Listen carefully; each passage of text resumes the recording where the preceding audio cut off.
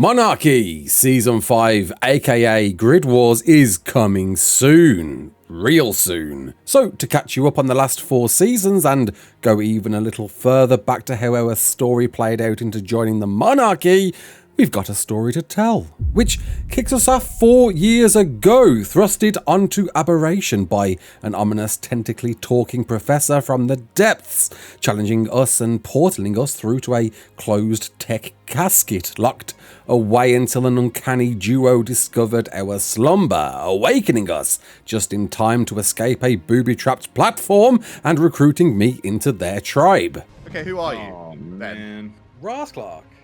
Ah! The guy who annoys me on Twitter. After a brief, cringe-worthy serenation to race for rock drake eggs on foot and sample the Reaper-flavoured delights of the aberrant underworld, no time was wasted as we pushed on quickly to face the big pink meanie himself. More vocally challenged than his later self, would see us ascend out to land on extinction. Or so we thought. Dave departed to remain on the Titan wasteland whilst our green-haired survivor was denied deployment and instead loaded into the Genesis simulation to tackle each and every mission offered to be worthy of the final test. And so we prepared our army, questionably breeding our tames, and travelled through each generated biome, running every mission offered to progress to the gravity-voided Luna and prepare to face the corrupted controller head on. Though the final test turned out to be very much one, and in a moment of despair was interrupted by a radio signal tapping through to unveil not just my aberration companions, but a small army of survivors all ready to tackle the VR Guardian once again. With a few casualties left behind, we once again got separated to awaken from the simulation and be guided through by HLNA to our life vessel with a set course to our finale. But as twists would deem, a countdown would instruct us to evacuate into space before our ship exploded and launch us through hyperspace as we encountered a new ship. A ship it would seem we weren't alone on, as a stranger would begin to tease us with their existence and begin tormenting us as we attempted to survive this new surrounding.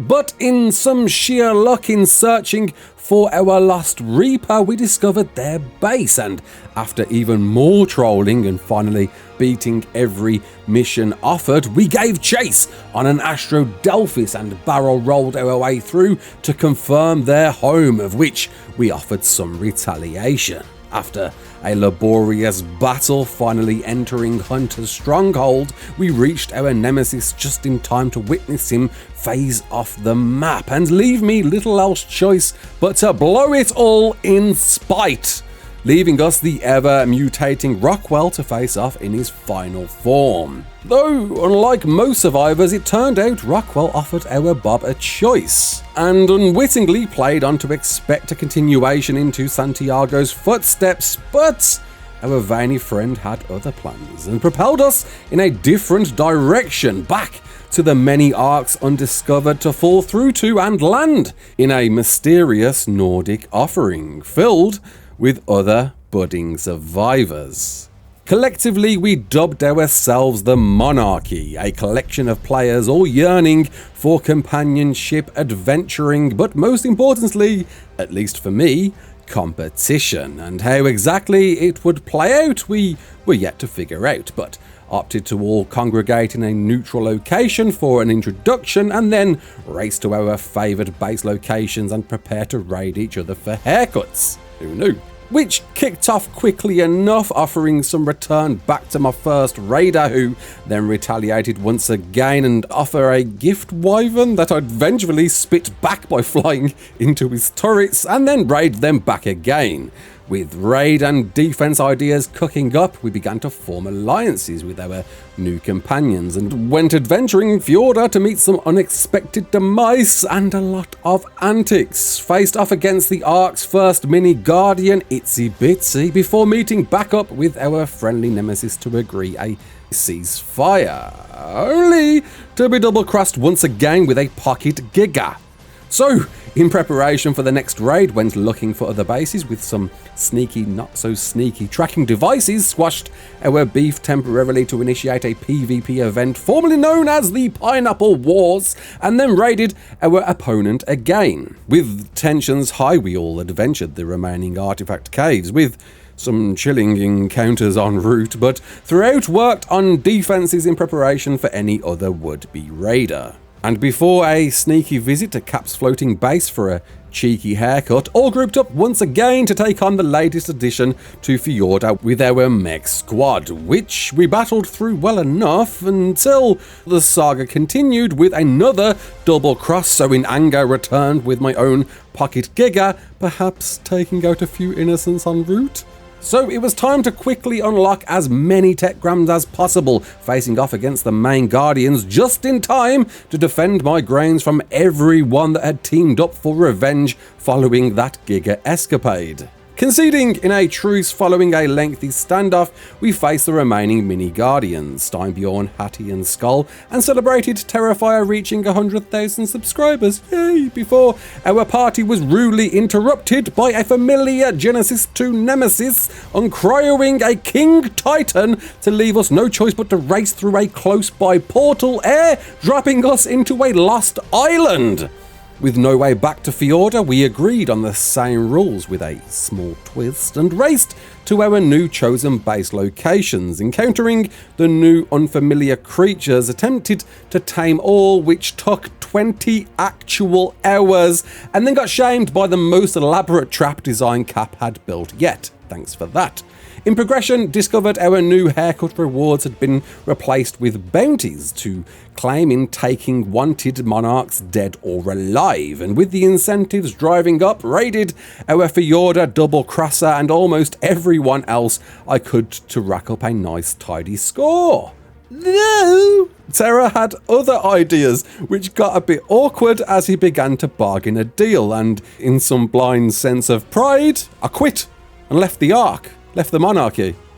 Nah, I didn't really. I just spent a month locked in my room attempting to beat a 100 days challenge, eating cheese dips and gaining weight until Kaya and Krabby found me and worked me back into shape. Dude! Hello? We thought you quit! I've been a bit busy. Yeah. How long have you been playing ARK for? Well, I thought I'd do the 100-day challenge. I've been living on a diet of donuts and cookies and cake. You gotta promise us you're gonna get fit and back into it, right, man? Alright. It's time for a workout plan. So, with some newfound confidence, went back to raiding and some cheeky, rude paintings thrown in for good measure, with everyone now turning their attention to ASG to attempt to raid before hitting Cap and Terra once again. With raiding out my system after a long break, it was time for more adventures as we explored the map, obtaining the cave artifacts to prepare us for a showdown against the King Dinopithecus. And felling the Swinger Zoo VIP turned out to be just what we needed to open a transfer terminal back to Fjorda, and, well, the King Titan, he'd been busy. What was once a pleasant Nordic landscape had been corrupted into darkness and filled with zombies, brains and all that jazz, with a new take on survival for our champions, tooling up our boomsticks and plenty of brain-targeting knowledge to defend ourselves, with mysterious packages dropping down from unknown aircrafts. Offered some knowledge and now able to transfer to and from Lost Island, I travelled back to my fortified Winterhold to be raided by a 100k block of chocolate, accompanied by most of the monarchs as we played castle defense until we kissed and made up, and agreed it was time to slay the giant walking corruption King Titan.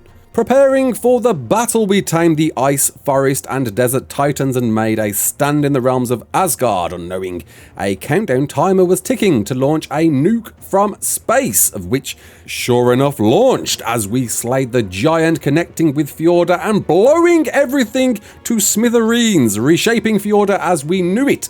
But little did we know, there were new monarchs hiding deep within an awaiting bunker. Turns out, taking shelter in a King Titan's thick-skinned dead carcass was all we needed to survive the nuclear blast, as we emerged and met with our new monarchs to realise crowns were really up for grabs now, generated by crown vaults to store and raid from each other.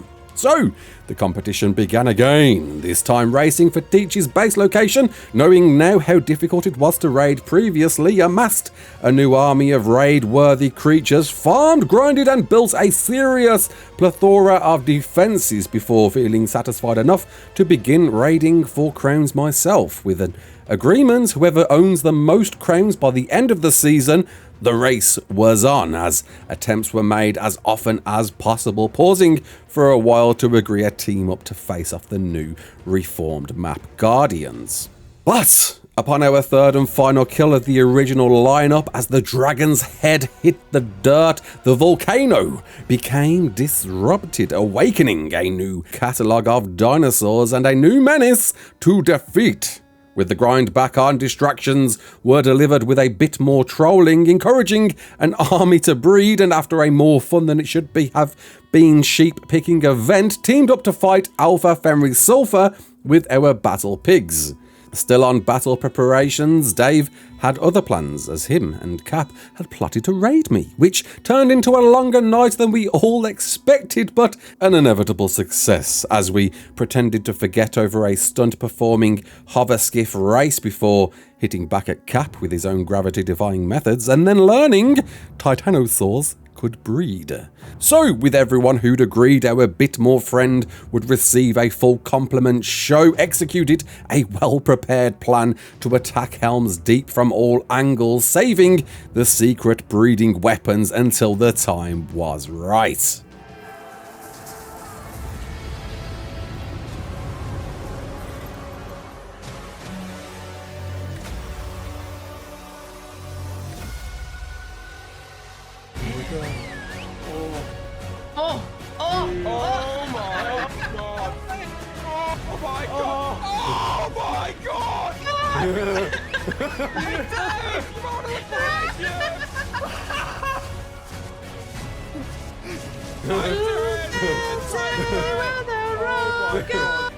With only a few days left till the end of the season and the crown count close, our green-throwed survivor raced through every single monarch on the map, collecting up crowns just in time for our winner announcement. Though before we could party, a group of savage acros gate crashed to warrant a race to supply everything we had and throw it all at them. With almost everything prepared, lost and gone, celebrations were past overdue as a familiar red telephone box warped into Fjorda, landing in front of our survivors and, in curiosity, grappled us through and warp out just as quick as it arrived. Flying through wormholes and some definite motion sickness, ARKs ceased to exist as we travelled back through creation to wind up right back to the very first ARK in its underdeveloped 2015 state, where new monarchs were discovered on our arrival but quickly bent into shape as my new power-hungry winner gone truly to my head and whipped them all into shaping a statue built in my honour, though was quickly poo-pooed, literally, by Krabby, initiating a brand new war for crowns, but this time halted to primitive tools with new creatures loaded into the ARK each week, and our new spin wheel picking base locations as we saw the world evolve around them. Fitting in some early Bob level raiding, I settled some differences with the tamed Quets, flying us to a nearby battle arena themed version of the ARK, and upon returning discovered the island had grown redwoods and snow had littered the north. With stronger survivors now, there was no time to waste in defences and tames as onslaughts continued with siege parisers before evolving yet again to another year in the future, equipping us the tools to build the Tower of Soros. After some once again bygones settled with adventuring the hardest caves on foot, they truly were, and an inevitable return vino with a measuring stick siege contest, we headed on to the Broodmother, Megapithecus and Dragon with some unlikely tames before tallying up the season event winners and raided crowns to claim Cap as the champion, and then proceeded to destroy my lovely ceramic statue. Oh.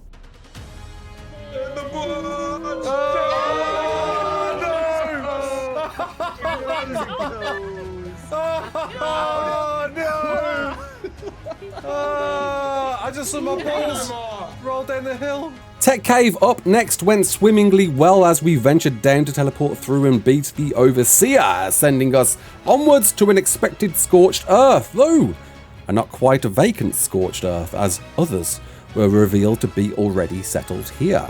So, with some nervous anticipation, the Monarchs decided we'd tribe up together, with their new leader Cap deciding their best base location to be hidden from view, and upgrading our questionable hilltop cove, taming the paleo and evo creatures wandering the Ark, placing our crown vault down and building a mini village discovered.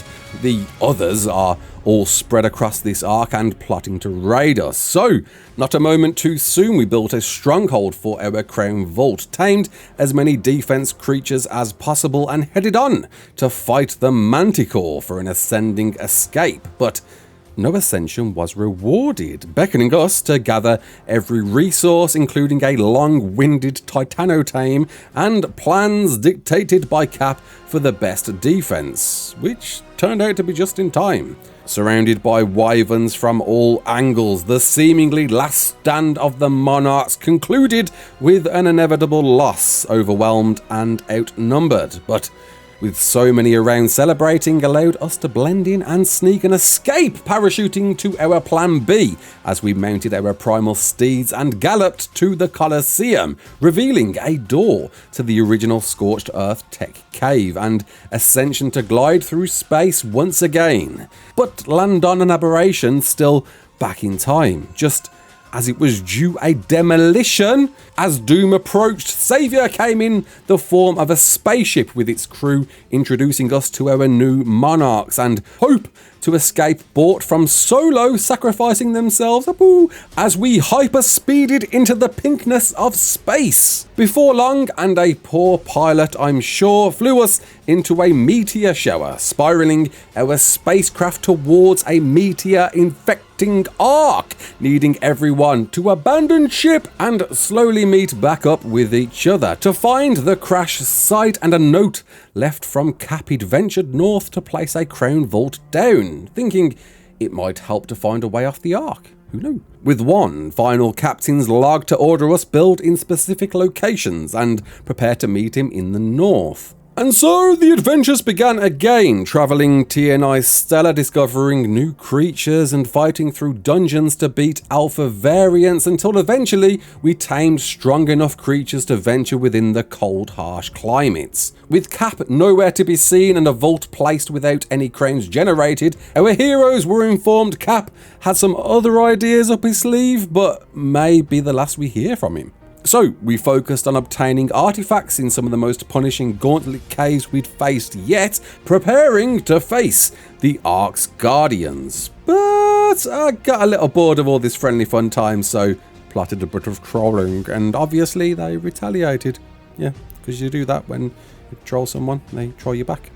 Adventuring our artifact caves further upon discovering the Fenrir summoning terminal, turned out Miola had been falling this entire time to hit the deck with a deathly thud, but completing all Monarchs on the Ark now seemed to spawn just one singular crown, which we all raced to grab, turning on each other to form a split alliance in civil war. With one event to decide who began with the crown, launched a giant snail battle in the desert, but with no time to build defenses, naturally found the crown already snagged by the opposing team. Raid preparations began once again, beating the Ark's Guardians, Fenrir Sulfur, and the ultimate Stellar Gamma mutilated dragon parasite. What the hell is that thing? Kill it with fire! But all it did was unveil gestating Rhinonathas birthing out of this unsightly beast. But hey, at least it allowed us breeding rhinos, which we did, and after trying almost everything and almost giving up to tame the underwater hazard-filled ice titan, yes, it sounds as hard as it is, revenge to get our crown back had finally turned its tide. More elaborate planning from both sides staged a thrilling chase and destruction as the Alliance finally claimed the crown, sitting firmly on Bay's golden locks. And just as our Monarchs finally decided to truce, Cap who'd been watching everything from a surveillance cam, informed us a way to finally leave the parasite-infested map. Or so we thought we heard.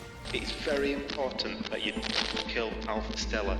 Our lives depend on it. Beating Alpha Stellar Guardian caused the meteor to become unstable, urging us to jump on Rhino's reach Cap's secret hideout within the meteor, sliding out to reveal a Stargate portal he'd been working on this entire time, needing one last ingredient, power activation from our crown, allowing a doorway to open and sending the Monarchy through to a familiar looking checkerboard world. And that's it. Look out for the Season 5 trailer dropping very, very soon. I'd love to know if you've enjoyed this and or if you've been watching Monarchy. Do the comment thing and do the like thing too. My name's Raasclark. Don't forget to like, share and subscribe. And as always, peace out.